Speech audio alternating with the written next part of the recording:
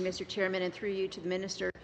Just prior to Christmas last year, there was a worker inside an electricity control center. He was preparing to leave, and he noticed a cursor on his computer suddenly slid across the screen on its own.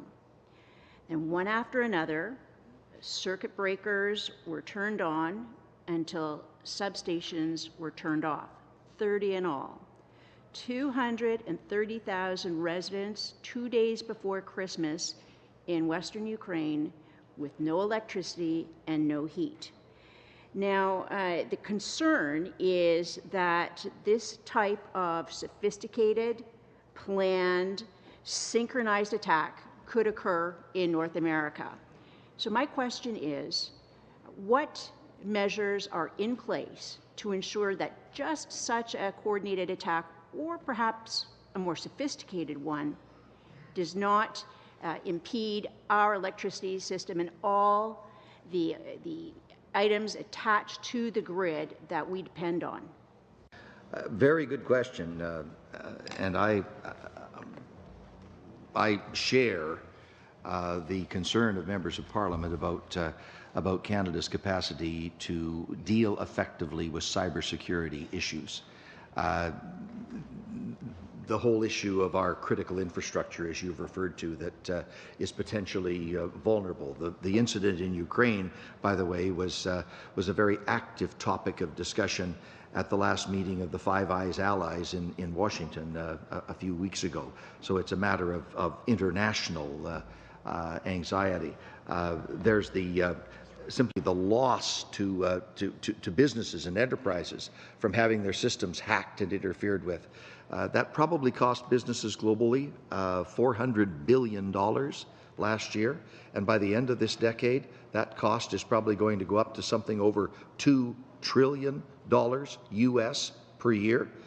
So the dimensions of this, not to mention privacy issues and so forth, the dimensions are huge. The RCMP has launched a whole new initiative just toward the end of last year with respect to being more effective in dealing with cybercrime. The Canadian Council of Chief Executive Officers has launched their new exchange of information system in order to prepare business more effectively to deal with this. Federal, provincial security ministers and territorial security ministers have had this conversation as well. I have been asked by the Prime Minister to lead a whole review of everything in the Government of Canada that relates to cybersecurity in collaboration with the Industry Department and many other departments of government to make sure that we are on top of this kind of situation, and the problem that hit Ukraine will be properly defended against in Canada. We think that is the case today, but the review will ask that critical question. Are we sure? And we want to be sure. Okay. So the criticism I hear about the cyber incidents, critical incidents response center, is that it's passive. There are plans and tips given, but in the event of a cyber attack, be it commercial or related otherwise, that there's not an instant response. So do the SUPs reflect any efforts to stand up a coordinated command and response to these type of incidents? Let me ask the Deputy Minister to comment.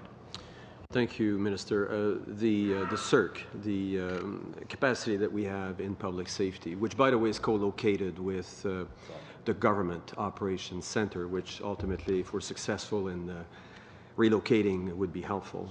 This group is a very capable group, and it has augmented its capacity over the last budget. So there's more people to the group. That's the first observation. The second one, they're pretty active in the sense of their responsibility is one of getting information from operator when they face a situation.